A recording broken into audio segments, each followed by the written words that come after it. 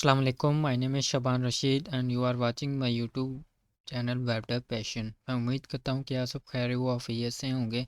आज का हमारा लेक्चर है जी लेक्चर नंबर 3। और इस लेक्चर नंबर 3 को मैं पार्ट 2 में डिवाइड करूँगा क्योंकि ये हमारा बहुत ज़्यादा इम्पोर्टेंट लेक्चर है। यहाँ से हमारी जो मेन लेक्चर सीरीज़ है वो स्टार्ट हो रही है। ये CS201 और CS201P दोनों लेक्चर मैं यहाँ पे आप लोगों को कवर करवाऊँगा, ठीक है ना।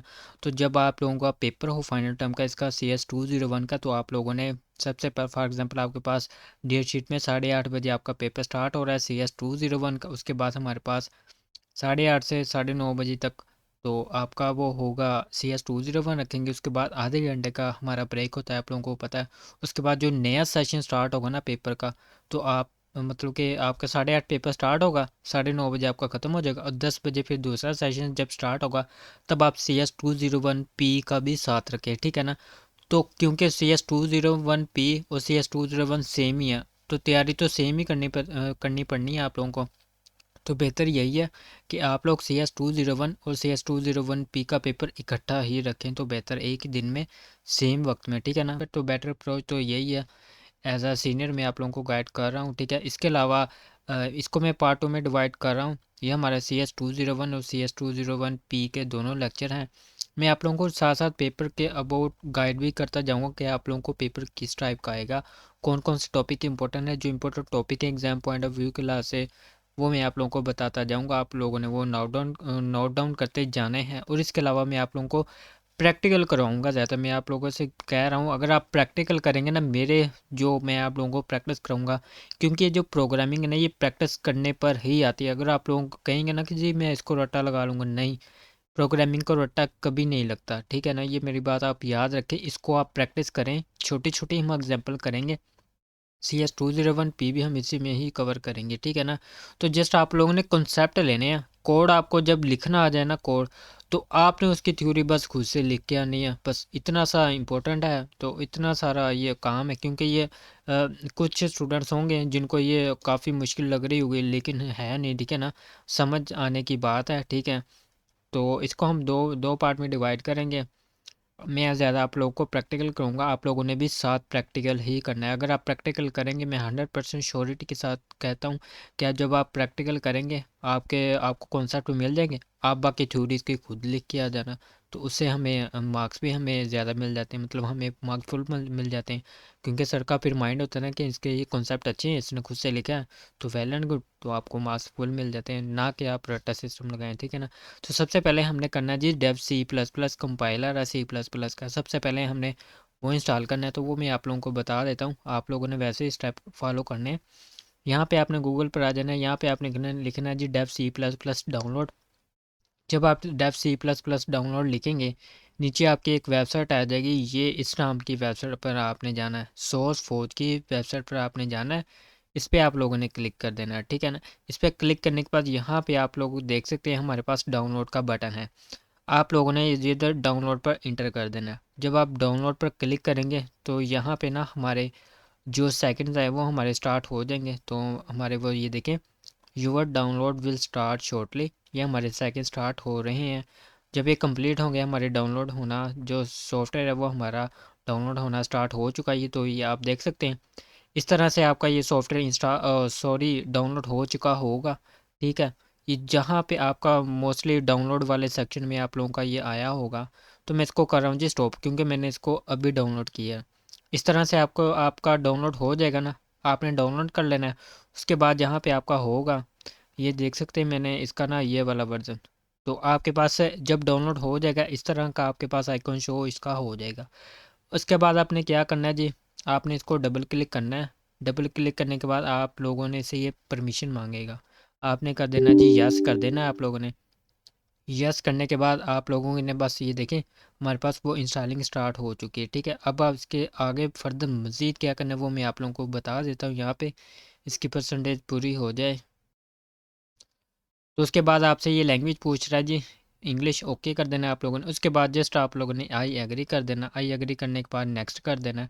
नेक्स्ट करने के बाद अगर आप यहाँ पे पाथ चेंज करना चाह रहे हैं तो आप कर सकते हैं, अदरवाइज़ हमें इसकी ज़रूरत नहीं, क्योंकि हम जो भी सॉफ्टवेयर इंस्टॉल करते हैं ना वो हम सी में ही करते हैं, ठीक है ना। तो आप लोगों ने जस्ट इंस्टॉल पे क्लिक कर दें तो ये सारा आपका इंस्टॉल कर देगा, ठीक है ना। तो ये देख सकते हैं आप लोगों के सामने मेरा वो इंस्टॉल हो चुका है। उसके बाद आप लोगों ने फिनिश कर देना है, ठीक है। फिनिश करने के बाद मैं यहाँ पे अपने डेस्कटॉप पे आ जाता हूँ। तो ये देख सकते हैं हमारे पास, ये देख सकते हैं हमारे पास उसका स्क्रीनशॉट यहाँ पे हमारे पास डेस्कटॉप में आ चुका है, डेव सी प्लस प्लस का, ठीक है। अब ये सॉफ्टवेयर इंस्टॉल हो चुका है। अब आप हैंड आउट में चलते हैं, ठीक है। हैंड आउट में चलते हैं, यहाँ पे आ जाना है आपने। सबसे पहले हमारे पास टॉपिक है जी, ये हमने इसमें 4 टॉपिक कवर करने हैं। सबसे पहले हम पार्ट 1 में, ये हमारा पार्ट 1 है, हम इसमें 2 चीज़ें कवर करेंगे, वेरिएबल और डाटा टाइप के अबाउट। क्योंकि ये लेक्चर्स ज़्यादा लेंथली हो जाएंगे, फिर आप लोग बोर भी हो जाते हो, इसलिए मैं कह रहा हूँ।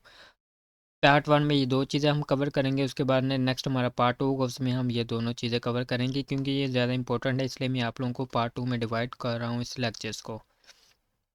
सबसे पहले हमारे पास टॉपिक है जी वेरिएबल का। तो वेरिएबल का नीचे टॉपिक है। सबसे पहले उन्होंने कहा जी कि पहले आपने सी प्रोग्राम को लिखना है, उसका उन्होंने हमें वे बताया हुआ है, सिंटैक्स बताया हुआ कि आपने सी का लैंग्वेज, सी का जो प्रोग्राम है वो कैसे लिखना है। तो ये देख सकते हैं हमारे पास एक ये वाली लाइन्स है, ये मेन का फंक्शन है, ये हमारे पास बॉडी है, और इसके बाद ये हमारे पास सी आउट है, जो हमारे पास वैल्यू को आउटपुट, ये सी आउट हमारा बेसिकली हमारे आउटपुट के लिए यूज़ करते हैं हम इसको, ठीक है ना। तो नीचे इसकी एग्जांपल है। पहले मैं आप लोगों को ना ये वाला code dev C plus plus write करके मैं आप लोगों को दिखा देता हूँ, एक्सिक्यूट करके दिखाता हूँ, फिर उसके बाद हम इसको समझते हैं, ठीक है ना। तो आपने करना क्या है, उसको डबल क्लिक करके आप लोगों ने ओपन कर लेना है। उसके बाद आपसे कुछ सेटिंग्स मांगेगा, तो आपने नेक्स्ट पर क्लिक कर देना है, फिर उसके बाद नेक्स्ट पे क्लिक कर देना है, ठीक है। उसके बाद आपने ओके कर देना है। ओके करने के बाद यहाँ पे आपका इंटरफेस ओपन हो जाएगा। तो यहाँ पे आ जाएंगे आपके पास ऐसा ऐसे इंटरफेस आ जाएगा। यहाँ पे आपने एक कमांड कंट्रोल प्लस करना है, ठीक है। कंट्रोल प्लस एन, क्या क्या आपने की प्रेस करनी, कंट्रोल प्लस एन। ये देख सकते हैं हमारे पास ये कर्सर आ चुका है यहाँ पे, ठीक है ना। कंट्रोल प्लस एन एन करने के बाद आपने कुछ भी यहाँ पे टाइप कर देना है। फॉर एग्जाम्पल ये अभी मैं आपको फाइल सेव कैसे करनी है वो मैं मेथड बता रहा हूँ आप लोगों को। ये मैंने कुछ भी लिखा। उसके बाद आप लोगों ने कंट्रोल एस करना है। कंट्रोल एस का मतलब है हमारी फ़ाइल सेव होती है। आपने कहाँ पे फ़ाइल सेव करनी है, डेस्कटॉप में। मैं चलो डेस्कटॉप पे कर ले, तो मैं कहता हूँ जी यहाँ पे FIRST फर्स्ट में लिख देता हूँ। यहाँ पे सेव एज ए टाइप, इसको एज इट इज़ ही आप लोगों ने रहने देना है। डेस्कटॉप में हम इसको सेव करें, उसके बाद आप लोगों ने इसको कर देना सेव। अब ये देखना हमारे पास टेक्स्ट हमारे पास छोटा सा शो हो रहा है, हमें यहाँ पे तो शो हो नहीं रहा। आपने करना क्या है, टूल्स पे क्लिक करना है। टूल्स पे क्लिक करने के बाद एडिटर ऑप्शन है, ये देखें एडिटर ऑप्शन, इस पर आप लोगों ने क्लिक कर देना है। क्लिक करने के बाद यहाँ पे आपके सामने ये देखें फ़ॉन्ट्स हैं। फ़ॉन्ट का आप यहाँ से फ़ॉन्ट भी चेंज कर सकते हो। मैं यही फ़ॉन्ट फ़िलहाल रहने दे देता हूँ। मैं यहाँ पे 15 के बजाय मैं यहाँ पे कर देता हूँ जी 18। उसके बाद मैं यहाँ पे ओके कर देता हूँ। तो ये आप देख सकते हैं हमारे पास इसका फ़ॉन्ट इंक्रीज़ हो चुका है, ठीक है। अब हम इसका छोटा सा प्रोग्राम लिखते हैं। मैं लिखता हूँ जी हैश इंक्लूड आयो स्ट्रीम, ठीक है। उसके बाद हमारे पास आ जाता है using name space STD semicolon. उसके बाद हमारे पास मेन फंक्शन स्टार्ट होता है। उसके बाद हमारे पैरेंथेसिस आ जाते हैं, ये हमारे पास बॉडी आ जाती है। उसके बाद यहाँ पे हमने लास्ट पे सेमीकोलन लगाना है, ठीक है। यहाँ पे हमने आउटपुट लेने के लिए हम लगाते हैं सी आउट। यहाँ पे हमने कुछ भी लिखा, welcome welcome to my YouTube channel, ठीक है। तो यहाँ पे आप लोगों ने सेमीकोलन लगा देना। अब यहाँ पे इस बात को, कोड को समझें। अब इस कोड को समझें। सबसे पहले ये हमारे पास है ना हैश इंक्लूड, इसको हम कहते हैं जी प्री प्रोसेसर डायरेक्टिव। यहाँ पे मैं कमेंट ऐड कर रहा हूँ। कमेंट हमने लेक्चर नंबर 1 में देखा था ना, हमने कमेंट का मैंने आप लोगों को बताया था किस लिए यूज़ करते हैं। अब यहाँ पे मैं आपको प्रैक्टिकल इसका यूज़ करके दिखा रहा हूँ। यहाँ पे मैं लिखते तो प्री प्रोसेसर डायरेक्टिव, ठीक है, डायरेक्टिव, ठीक है। ये हमारे पास है जी hash include preprocessor directive. उसके बाद ये हमारे पास है जी आईओ स्ट्रीम। आईओ का मतलब है इनपुट आउटपुट स्ट्रीम। स्ट्रीम हमारे पास क्या होती है, ये हमारे पास जो थोड़ा थोड़ा हमारे पास डाटा आता है ना, उसको हम स्ट्रीम वैसे कहते हैं, ठीक है ना। तो यहाँ पे आईओ स्ट्रीम का मतलब क्या है, हमारे पास इनपुट आउटपुट स्ट्रीम है, उसका हमारे पास डाटा आएगा, ठीक है ना। तो यहाँ पे इस कंप्लीट लाइन का मतलब ये है कि ये जो हमारे पास हैश इंक्लूड है, ये कंपाइलर, ये वैसे हैश इंक्लूड ये कोई प्रोग्राम नहीं है ना, ये कंपाइलर को इंस्ट्रक्शन देगा। हैश इंक्लूड कंपाइलर को इंस्ट्रक्शन देगा कि इस फाइल को आप ऐड कर लो, इंक्लूड कर लो, ठीक है ना। अब ये देखें ना, हम यहाँ पे जो भी कोड लिखेंगे, ठीक है ना, तो ये फाइल में इनपुट आउटपुट, हम यहाँ पे कोई भी इनपुट आउटपुट ले रहे हैं तो हमारी इस फाइल में लिखा हो जाएगा ना। तो ये जो हैश इंक्लूड है ना, ये कंपाइलर को इंस्ट्रक्शन देगा कि आप इसको इंक्लूड कर लो, तो ये इसमें इंक्लूड हो जाएगी, ठीक है ना। तो इसको हम कहते हैं प्री प्रोसेसर डायरेक्टिव। और यह हमारे पास आई ओ का मतलब है इनपुट आउटपुट, स्ट्रीम का मतलब आपके पास हमारे पास जो डाटा है वो होता है हमारे पास, ठीक है ना। तो यहाँ पे प्री प्रोसेसर डायरेक्टिव है, और इसको कंप्लीट को हम क्या कहते हैं, आई ओ स्ट्रीम को, ठीक है ना। इसको हम कहते हैं जी हेडर फाइल, ठीक है ना। हेडर फाइल हम इसको कहते हैं इस बात का। तो अब ये जो मैंने लिखे ना प्री प्रोसेसर डायरेक्टिव और हेडर फाइल, इसको मैंने कमेंट किया हुआ। कमेंट करने के लिए आपके पास एमसीक्यूज अगर आ जाए ना एमसीएम में, तो आपने डबल फॉरवर्ड स्लैश लिख देना है, ठीक है ना। आप लोगों ने ये लिख देना है, इसे हम कमेंट करते हैं। अब कमेंट किस लिए यूज़ होते हैं, ये हमारी कोड रीडेबिलिटी के लिए हम यूज़ करते हैं, हम अपने लिए यूज़ करते हैं। हमने कोई प्रोग्राम बनाया, अभी मैंने इसको यहाँ पे लिख दिया कि मेरा ये अच्छा ये वाली फ़ाइल है, ये इसके लिए मैं ये कमेंट यूज़ कर, इससे हमें ये पता चल जाता है हमने जो भी काम किया होता है ना, हम उसको कमेंट कर देते कि हमने ये वाला फंक्शन यहाँ पे ये लिखा है, ये हम अपने लिए यूज़ करते हैं, ये हमारी आउटपुट में शामिल नहीं होता, ठीक है ना। उसके बाद हमारे पास आ जाता है यूजिंग नेम स्पेस एसटीडी, ये आप लिखेंगे ही लिखेंगे। ये हमारे पास S T D stand for, हमारे पास ये स्टैंडर्ड है, ये सी प्लस प्लस का, ठीक है ना। उसके बाद हमारे पास मेन है, मेन हमारे पास फंक्शन है। उसके बाद पैरेंथेसिस आ जाते हैं। उसके बाद ये हमारे पास कर्ली ब्रेसेस, यहाँ पे हमने जो मेन फंक्शन होता है हमारा, हमने जो भी प्रोग्रामिंग करनी है, जो भी कोड लिखना है, हमने मेन फंक्शन के अंदर ही लिखना है। यह बात आप लोगों ने याद रख लेनी, ठीक है ना। इतना सिंटैक्स आप लोगों को समझ आ गई। ये हमारे पास ब्लॉक है, ये हमारे पास मेन फंक्शन यहाँ से स्टार्ट और यहाँ पे हमने जो भी चीज़ लिखनी है, जो भी कोड लिखना है, हमने मेन फंक्शन के अंदर ही लिखना है, ठीक है ना। अब इसको हमने कंपाइलर रन करना है, ठीक है ना। तो मैं यहाँ पे लिख देता हूँ इसको कमेंट कर, मैं कहता हूँ जी स्टैंडर्ड स्टैंडर्ड। उसके बाद ये हमारे पास किस लिए यूज़ होता है, सी आउट किस लिए यूज़ होता है हमारे पास, आउटपुट लेने के लिए, ठीक है, आउटपुट देने के लिए, आउटपुट के लिए यूज़ होता है, ठीक है। अब इसको कंपाइल आपने करना का कंपाइल और रन करना है, या तो आप यहाँ ये देखें, यहाँ पे मैं माउस लेके आ रहा हूँ, यहाँ पे लिखा है ना कंपाइल एंड रन। इसके लिए शॉर्ट की है जी F11। आप F11 भी कीबोर्ड से प्रेस कर सकते हो, इसके अलावा आप इसको क्लिक करके भी कर सकते हो। यहाँ पे मैं क्लिक करता हूँ तो ये देख सकते हैं हमारे पास welcome to my YouTube channel, ठीक है। तो ये देख सकते हैं हमारे पास वो प्रिंट हो चुका है ना, ये देखें welcome to my YouTube channel, ये हमारे पास प्रिंट हो चुका है, ठीक है, एज इट इज़। ये स्क्रीन पर प्रिंट करने के लिए हम क्या यूज़ करते हैं, सी आउट। अगर हम ये एस टी डी ना लिखें तो हमें यहाँ पे है ना एस टी डी, ये हमारे पास कॉलम है, डबल कॉलम लगाना पड़ेगा, ठीक है ना। तो इसलिए हम ये स्टैंडर्ड यूज़ करते हैं ताकि हमें ये यूज़ ना करना पड़े। अब हम अपनी हैंड आउट में आ जाते हैं। यहाँ पे आप लोगों ने आना है, ये देख सकते हैं उन्होंने यहाँ पे भी बताया हुआ हैश इंक्लूड को हम प्री प्रोसेसर डायरेक्टिव कहते हैं, ठीक है। ये हमारे पास कोई पार्ट नहीं है, प्रोग्राम नहीं है, ये हमें इंस्ट्रक्शन, कंपाइलर को इंस्ट्रक्शन देता है, ठीक है, और कहता है कि इस फाइल को इंक्लूड कर लो आप, ठीक है। आई ओ स्ट्रीम डॉट एच अब हम यूज़ नहीं करते, ये ओल्ड मेथड है। अब जो नया सिंटैक्स है वो हमारे पास जस्ट हम आई ओ स्ट्रीम ही यूज़ करते हैं, डॉट एच हमने यूज़ नहीं करना। उसके बाद हमारे पास हैश को हम हैश कहते हैं, या इसको हम शार्प भी कहते हैं, ठीक है। आई ओ स्ट्रीम डॉट एच का मैंने आप लोगों को बता दी, इनपुट आउटपुट में हमारा जो डाटा होता है हेडर फाइल, इसको हम कहते हैं। डॉट एच हमें लगाने की कोई ज़रूरत नहीं है, ठीक है ना। उसके बाद जस्ट आप लोगों ने पढ़ लेना है। उसके बाद हमारे पास मेन फंक्शन का, मेन फंक्शन का नाम आप लोगों को बताया कि मेन फंक्शन के अंदर ही हम अपना जो मेन कोड है, हम जो एग्जीक्यूशन करते हैं हम अपने मेन कोड के अंदर ही करते हैं, ठीक है। ये जस्ट लाइंस हैं, मैंने जो आप लोगों को बताया आप लोगों ने ये जस्ट रीड करनी है, तो आप लोगों को देखना यार याद होता जाएगा। आप लोगों ने कहना है कि वाह जी वाह क्या बात है, ठीक है ना। अब ये पैरेंथेसिस है, पैरेंथेसिस कुछ भी नहीं है, हमारे पास सिंटैक्स में यूज़ होता है। उसके बाद कर्ली ब्रेसेस में हमने ये ब्लॉक ऑफ कोड होता है, curly braces block of code ही होते हैं वैसे, ठीक है ना। इसके अंदर ही हम अपना कोड लिखते हैं।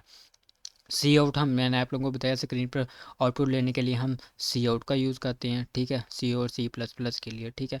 ये क्या काम करता है, takes data from a computer, computer से डाटा लेते हैं and sends into the output, और इसकी आउटपुट हमें वो शो करता है, ठीक है। लेजर लेजर साइन का क्या मतलब है, इसका मतलब ये डाटा की जो डायरेक्शन है उसको इंडिकेट करता है।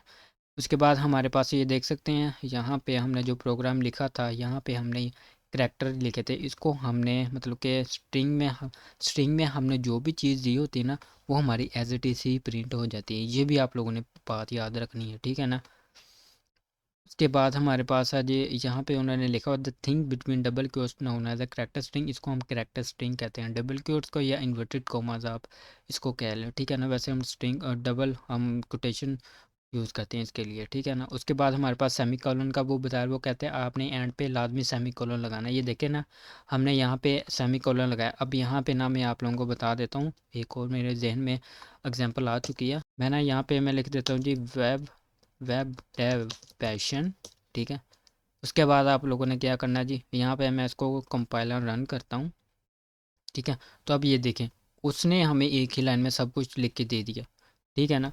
अब हमने क्या करना है, अब यहाँ पे ये देखें ना, सेमी कॉलन लगा दिया, इसका मतलब ये है हमारी यहाँ तक की एक स्टेटमेंट एंड हो गई। अब उसके बाद ये स्टेटमेंट हमारी नहीं चली, उसके बाद हमने दूसरी स्टेटमेंट एग्जीक्यूट करवाई, उसके बाद हमने सेमी कॉलन लगा दिया, ठीक है ना। अब ये तो हमारी एक लाइन में आई थी। अब उसके बाद ये हमारी यहाँ तक तो स्टेटमेंट एंड हो जाती है, लेकिन इसको लाइन को ब्रेक करने के लिए हम यूज़ करते हैं जी ENDL, एंड लाइन का यूज़ करते हैं। उसके बाद हम इसको कंपाइल एंड रन दोबारा करते हैं ताकि ये हमारे नीचे आता है कि नहीं। तो ये देखिए उसने लाइन ब्रेक कर दी, ये हमारे पास फर्स्ट लाइन है, ये हमारे पास सेकंड लाइन है, ठीक है। इतना आप लोगों को याद आ गया, आप लोगों को क्लियर हो गया, आई थिंक आप लोगों को सब कुछ क्लियर हो गया होगा। अब अपनी हैंड आउट में आ जाते हैं। हैंड आउट में आने के बाद आप लोगों को मेन जो बेसिक सिंटैक्स है इसका मैंने आप लोगों को बता दिया। कोड कैसे रन होता है, सॉफ्टवेयर कैसे इंस्टॉल करना है, इसकी सेटिंग कैसे करनी है। सेमी कॉलन के बारे में मैंने आप लोगों को बता दी। कहते हैं अगर आप सेमी कॉलन नहीं लगाएंगे तो आपको एरर देखने को मिलेगा, ठीक है ना। एरर कैसे देखने को मिलेगा, मैं आप लोगों को यहाँ पे बता देता हूँ। यहाँ पे मैं सेमी कॉलन मिस कर देता हूँ, यहाँ पे मैं इसको कंपाइलर अगेन करता हूँ, तो देखिए उसने मुझे एरर दे दिया। अब यहाँ पे एरर हमें यहाँ पे शो हो रहा है, वो कहता है जी in function int main error expected. ये देखें उसने एरर हमें बताया हुआ है semicolon before cout से पहले हमने ये वाला सेमी कॉलन लगाना है, ठीक है ना। ये सी आउट है, इससे पहले हमने यहाँ पे सेमी कॉलन लगाना है, तो यहाँ पे हमें एरर देखने को मिलेगा। तो अब हमारा जो कोड है वो एग्जीक्यूट हो चुका है, सिंपल। उसके बाद हमारे पास है जी वेरिएबल का कॉन्सेप्ट। अब वेरिएबल क्या है, वेरिएबल जहाँ पे भी जिस भी लैंग्वेज में वेरिएबल की बात आ जाए वहाँ पे हमारी मेमोरी का नाम आता है, ठीक है ना। वेरिएबल को हम मेमोरी का नाम कहते हैं, ठीक है। इसकी आप रियल लाइफ में एग्जांपल ऐसे ले सकते हैं, आपके पास एक बॉक्स है ना, बॉक्स है, वो आपके पास एक वेरिएबल है, ठीक है। अब बॉक्स के अंदर हमने कुछ चीज़ें रखी, ठीक है। उसको हम जो उसके अंदर हमने चीज़ें रखी उसको हम कहते हैं जी वैल्यू, ठीक है। अब उस क्योंकि हमने वहाँ वेरिएबल में हमने कोई भी जो डाटा का है, डाटा हमने उसको स्टोर करवाना होता है बेसिकली, ठीक है ना। वेरिएबल के अंदर हमारी मेमोरी होती है, वहाँ पे हमने डाटा को स्टोर करना होता है। अब रियल लाइफ की मैंने आप लोगों को एग्जांपल दी है ना, बॉक्स है आप लोगों के पास, वो आपके पास वेरिएबल, वेरिएबल क्या होता है जिसमें हमें डाटा को स्टोर करना होता है। अब हमने उसके अंदर कोई चीज़ें रख ली, हमारे पास कोई सामान है, हमने उसके अंदर कोई चीज़ें रख ली। अब हमारे पास जो उसके अंदर चीज़ें हमने रखी हैं उसको हम वैल्यू भी कहते हैं, ठीक है। और उसके अंदर जो हमने चीज़ें ऐड की हैं, ठीक है, रखी हैं, तो वो स्टोर होगी ना, उसके अंदर सेव होगी। बॉक्स बंद हो चुका है, वो सेव होगी, अब उसके अंदर स्टोर होगी। तो इस रियल लाइफ को हम वेरिएबल का नाम देते हैं। जब भी हमने कोई प्रोग्रामिंग करनी हो तो इसके लिए हमें डाटा को स्टोर करने की ज़रूरत होती है। हमने कोई भी डाटा को स्टोर करना है उसके लिए हम वेरिएबल का यूज़ करते हैं, ठीक है। तो यहाँ से भी मैं आप लोगों को थोड़ा बहुत स्टडी करवा देता हूँ। During we need to store data, हमें प्रोग्रामिंग के दौरान डाटा को स्टोर करने की ज़रूरत होती है। The data is stored in a variable, जो हमारा डाटा वो वेरिएबल में स्टोर होता है। वेरिएबल आर लोकेशन, वेरिएबल वो लोकेशन होती है जहाँ पे हमने डाटा को स्टोर करना होता है, ठीक है। इसमें the memory is divided into blocks, जो इसमें मेमोरी होती है इसको ब्लॉक्स में डिवाइड किया जाता है, ठीक है। तो नीचे इन्होंने पिजन बॉक्स की एग्जांपल दी है, वो जस्ट आप लोग यहाँ से पढ़ चुके हैं, मैं पढ़ सकते हैं, मैंने आप लोगों को रियल लाइफ में बॉक्स की एग्जांपल दे दी है, ठीक है। वो कहते हैं कि अगर आपने वेरिएबल, ठीक है, आपने नेम देना है, वेरिएबल नाम बनाना है, ठीक है। वेरिएबल नाम मतलब कि आपने कोई डाटा उसको किसी वेरिएबल में स्टोर करना है, ठीक है। तो जो वेरिएबल में आप वेरिएबल का आप नाम लिखेंगे उसको आप कैसे लिखेंगे, तो वेरिएबल का नाम हम कैसे लिख सकते हैं, हम वेरिएबल को लिख सकते हैं हम उसके लेटर से, ठीक है, उसके नेम से, ठीक है। उसको हम अंडरस्कोर से डिफाइन कर सकते हैं, लेकिन वेरिएबल को अगर हम स्टार्ट से हम इंट टाइप दे दें, फॉर एग्जांपल हम लिखते हैं मेरा नाम है ना शुबान, मैं लिखता हूँ 1 शुबान, तो ये इनवैलिड होगा। हमारे पास जो वैलिड होते हैं वो हमने अंडरस्कोर से हम लिख सकते हैं। अंडरस्कोर से अगर ना लिखे तो हम अपने जो नेम है वो हम यूज़ कर सकते हैं। वेरिएबल नेम, वेरिएबल आप कोई भी नेम रख सकते हैं, ठीक है ना। तो ये आप लोगों को बता दिया मैंने। तो यहाँ पे भी उन्होंने यही लिखा कि वेरिएबल का नाम आप स्टार्ट कर सकते हैं करैक्टर के साथ या अंडरस्कोर के साथ, लेकिन वो कहते हैं कि आप अवॉइड करें अंडरस्कोर के साथ लिखने के। क्यों? क्योंकि सी के अंदर कुछ लाइब्रेरीज ऐसी हैं, ठीक है, या फंक्शन कुछ ऐसे हैं जो अंडरस्कोर से स्टार्ट होते हैं, तो वो ना उनका कॉन्फ्लिक्ट आ जाता है, मतलब उनका मैच हो जाता है, तो वो हमें एरर देखने को मिलेगा। तो इससे वो कहते हैं अवॉइड करें। आप बेहतर यही है कि आप करैक्टर स्ट्रिंग यूज़ करें वेरिएबल का नाम करने के लिए, जस्ट आप करैक्टर यूज़ करें, ठीक है ना। और ये आप लोग बात याद रखें, हमारी सी लैंग्वेज केस सेंसिटिव है, ठीक है ना। तो उसके बाद उन्होंने कहा जी in a program every variable has a, वो कहते हैं कि प्रोग्राम में हर वेरिएबल का नाम होता है, साइज़, वैल्यू, ठीक है, और उसकी टाइप होती है। अब यहाँ पे आप देखें तो इसके जो वेरिएबल के हम डाटा टाइप स्टडी करेंगे, हमारे पास डाटा टाइप होते हैं इंट, फ्लोट, चार जिसको हम करैक्टर बोलते हैं, ठीक है, डबल, फ्लोट, ठीक है। तो इस तरह से हम मतलब कि इसके डाटा टाइप्स हम पार्टों में मैं आप लोगों को बताऊंगा। जस्ट ओवरव्यू दिया मैंने आप लोगों को, ठीक है ना। उसके बाद हमने वेरिएबल, मैं यहाँ पे आप लोगों को एग्जांपल बता देता हूँ, यहाँ पे लिख के ना, यहाँ पे देखें, यहाँ पे देखें ना, मैं लिखता तो यहाँ पे इंट, ये हमारे पास है जी डाटा टाइप, ठीक है ना। ये हमारे पास है जी डाटा टाइप। अब हमने वेरिएबल का नाम देना है, मैं कहता हूँ जी एज, ठीक है, एज इज़ इक्वल टू, मैं कहता हूँ जी 25। अब उसके बाद आपने सेमीकोलन लगाना है। अब इस सिंटैक्स को समझें। पहले हमारे पास आती है डाटा टाइप, उसके बाद हमारे पास वेरिएबल का नाम, वेरिएबल का नाम आप कोई भी रख सकते हैं, ठीक है। तो यहाँ पे उन्होंने वही बताया हुआ, जस्ट ये जो रीडिंग है ना, ये जस्ट आप लोगों ने इसको रीड करना है। जो जो बात है वो मैंने आप लोगों को बता दी है, जस्ट आप लोगों ने रीड करना है और कुछ भी नहीं करना आप लोगों ने, ठीक है। अब यहाँ पे उन्होंने ना x is equal to x plus one, ये देखें x is equal to x plus five, sorry यहाँ पे ना कहाँ पे गया, मैं आप लोगों को बता दूँ। X which is equal to का मतलब कि हमने एक्स को वैल्यू साइन कर दी 2। तो यहाँ पे ना एक MCQ बनता है, मैं आप लोगों को बता दूँ। यहाँ पे लिखा है it must have a variable on the left side, मतलब आपकी लेफ़्ट साइड पर वेरिएबल हो, and expression on the right side, मतलब कि लेफ़्ट साइड पर आपका वेरिएबल होता है और राइट साइड पर उसका आपका एक्सप्रेशन और उसकी वैल्यू होती है, ठीक है। ये MCQ आप लोगों ने याद रखना है। उसके बाद नीचे आ जाते हैं हम, यहाँ पे लेना x is equal to x plus one. अब इसका ये मतलब कि एक्स में हम एक वन वैल्यू ऐड कर रहे हैं, ठीक है। जस्ट इतना ही आप लोगों ने यहाँ पे स्टडी करना है, ठीक है। तो उसके बाद यहाँ पे उन्होंने लिखा है जी इक्वल का साइन के बारे में बताया हुआ है, तो मैंने आप लोगों को बता दी इक्वल का साइन अगर हम लगाएं तो हम में मतलब कोई वैल्यू साइन के लिए यूज़ करते हैं। अब यहाँ पे एक दो MCQs में और आप लोगों को करवा दूँ, ये देखें इंट एज हमने लिखा जी 25। अब एज में हमने 25 की वैल्यू स्टोर कर दी। अब आपसे वो सर पूछ सकते हैं कि इनिशियलाइजेशन किसको कहते हैं, डिक्लेरेशन किसको हम कहते हैं। यहाँ पे आपने आना है, यहाँ पे मैं लिखता हूँ जी इंट, मैं कहता हूँ जी एज, उसके बाद मैंने सेमीकोलन लगा दी। तो इसको हम कहते हैं जी डिक्लेयर, मैं कहता हूँ जी इसको मैंने डिक्लेयर कर दिया। उसके बाद हम इनिशियलाइजेशन किसको कहते हैं, मैं कहता हूँ जी age, int age which is equal to, मैं कहता हूँ जी 2 और 5, उसके बाद सेमीकोलन। तो इसको हम कहते हैं जी इनिश इनिशियलाई, तो इसको हम कहते हैं जी इनिशियलाइजेशन। स्पेलिंग की ज़रा मिस्टेक हो सकती है तो उसकी आप देख लेना, ठीक है ना, इनिशियलाइज के स्पेलिंग। तो आई थिंक यही है। अच्छा, तो इसको हम कहते हैं जी डिक्लेयर, ठीक है। उसके बाद इसको हम कहते हैं जी इनिशियलाइजेशन। इनिशियलाइजेशन में हमने इसकी वैल्यू दी होती है और इसको हमने वैल्यू को असाइन किया होता है वेरिएबल के अंदर, ठीक है ना।